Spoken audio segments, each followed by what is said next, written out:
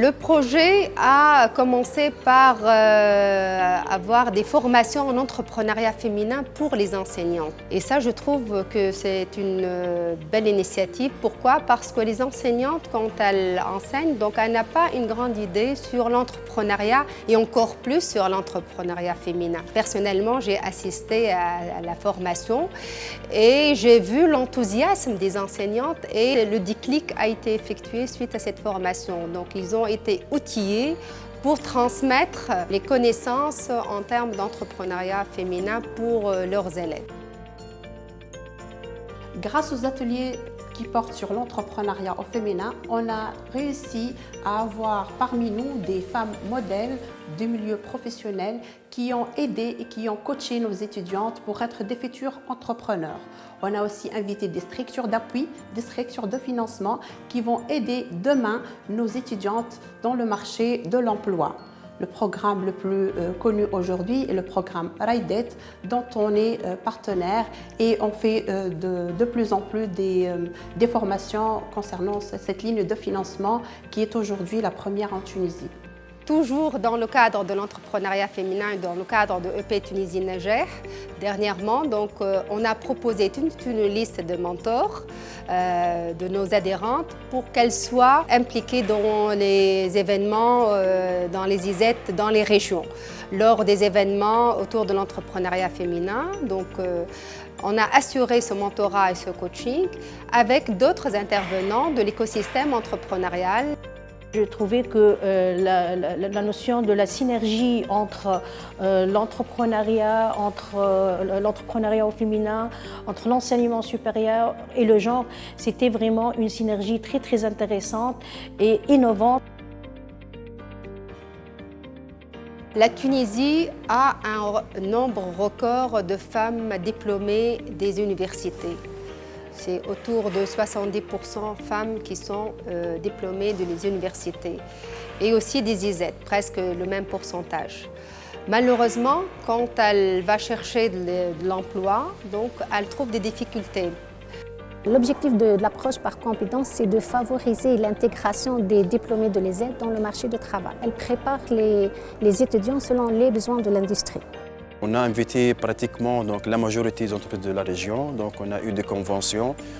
Ils ont même participé à l'enseignement, donc on a fait appel à quelques experts. Ils ont passé certains concepts qui ne peuvent pas vraiment être enseignés, donc, généralement par un pédagogue ou un enseignant donc, de façon ordinaire, donc il faut avoir de l'expérience là-dessus. Inclure des professionnels dans les cours au niveau de l'ISET, c'est important. Les professionnels, nous sommes des gens de terrain, donc on connaît tous les détails, les problèmes aussi, les obstacles sur terrain pour gérer et pour concevoir des expériences. Ils interviennent aussi au niveau du comité de formation emploi. C'est un comité qui se réunit 1 à 2 fois par an pour donner tout d'abord, pour avoir une idée sur le déroulement de la formation, sur les débouchés de la formation, mais aussi il donne des recommandations sur la nature de la formation, des matières enseignées et sur aussi les stages. Il offre des stages pour nos étudiants. Bien sûr, on a fait tant d'ateliers sur tout ce qui est technique de recherche d'emploi, sur technique de rédaction de stage, technique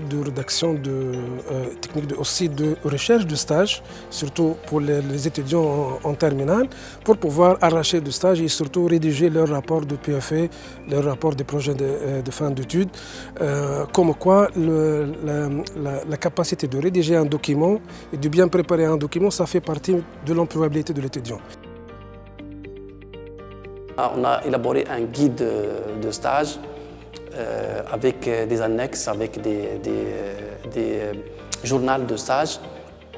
Et là, on a bien expliqué donc, à toutes les parties intéressées par le stage quelle est leur responsabilité, qu'est-ce qu'ils devraient faire, qu'est-ce qu'ils ne devraient pas faire. Donc, maintenant, c'est clair pour les professionnels. Qu'est-ce qu'ils doivent faire avec un stagiaire dans leur entreprise. L'étudiant, il sait ses responsabilités, qu'est-ce qu'il doit réaliser donc, comme tâche. quel comportement il doit montrer. Et aussi les enseignants, ils savent bien quels sont les objectifs du stage. La cellule d'écoute et d'équité représente l'un des premiers résultats du projet EPE Najah Tunisie.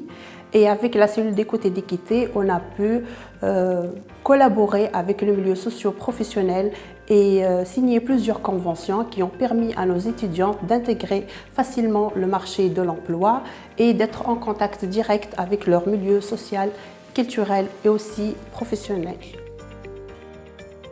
Ce programme de EP Tunisie Niger a assisté les jeunes filles diplômées à avoir plus de confiance en elles pour aller chercher de l'emploi auprès des entreprises.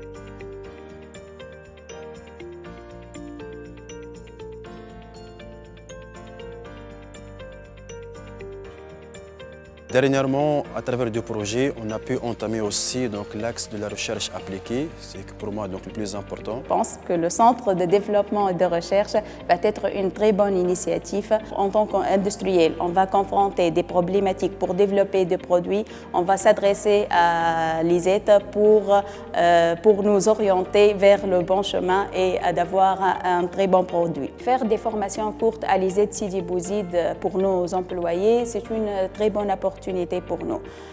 Pour la simple raison, c'est la proximité. Donc, pour faire une formation pareille, on doit déplacer à d'autres régions et perdre même 3-4 jours pour assister à une formation de même. Parmi les résultats inespérés et inattendus aussi, le centre de certification en système photovoltaïque agréé par l'Agence nationale de maîtrise de l'énergie, qui a vraiment amélioré l'attractivité de l'ISET et le rayonnement de l'ISET sur son environnement socio-économique. Cette certification agréée par l'Agence nationale de maîtrise de l'énergie aide nos étudiants à ouvrir sa propre entreprise comme installateur-mainteneur des systèmes photovoltaïques raccordés au réseau. Ce centre offre ses services gratuitement aux étudiants dans les licence construite. Il offre aussi la possibilité à 20 jeunes de la région issus de familles démunies à avoir cette formation à prix réduit. Et aussi, ce centre, il permet de s'ouvrir aux entreprises. Et donc, les professionnels ils peuvent aussi venir se former et se certifier. Le concept de l'implication de la communauté à travers le projet, ça a été venu de la part des expériences qui ont été partagées avec nos partenaires dans leur environnement. Ils nous ont montré que ça a été vraiment très efficace pour l'amélioration des conditions de vie, pour la résolution de certains problèmes au niveau de la communauté. Le concept vraiment a plu l'équipe de travail. On a commencé à travailler là-dessus, à travers bien sûr l'implication des associations et la collaboration va continuer bien sûr dans le futur avec toutes ces communautés-là. Et on va vraiment aboutir à certains résultats qui seront vraiment positifs pour le bien de l'ISET aussi et pour le bien de la communauté. Toute cette communauté-là, elle travaille ensemble pour aller plus loin, pour garder les bons réflexes pour créer des entreprises, renforcer l'entrepreneuriat féminin, avoir un guide pour l'employabilité des jeunes. Et tout ça, va renforcer vraiment notre partenariat CNFCE et ISET.